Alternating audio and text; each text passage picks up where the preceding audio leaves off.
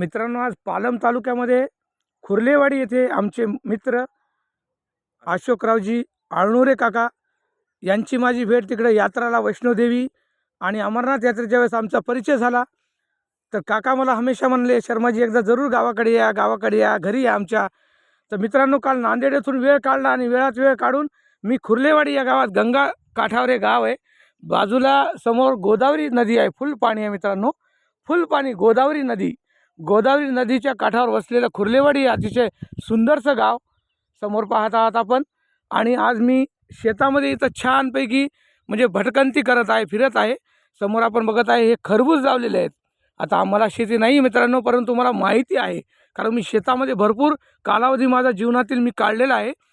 त्याच्यामुळे मला शेतातलं वातावरण अतिशय शुद्ध आणि चांगलं वातावरण.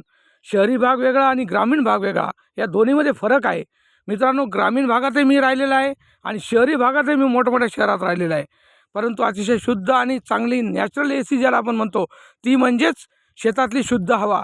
मित्रांनो, हे समोर खरबुजाची शेती आपण बघत आहात.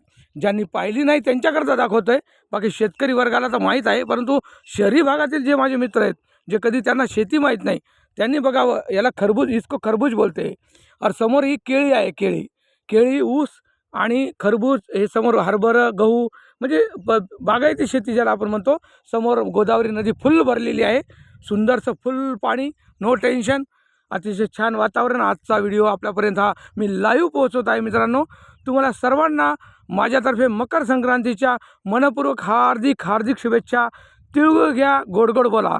मित्रांनो, मकर संक्रांती आज भारत भ्रमण केलेले युवक ओम शर्मा ट्रॅव्हल्स ऑफिसेसतर्फे तुम्हाला पुनश्च एकदा माझ्यातर्फे मकर संक्रांतीच्या खूप खूप शुभेच्छा. आजचा हा लाईव्ह व्हिडिओ 14/1/2026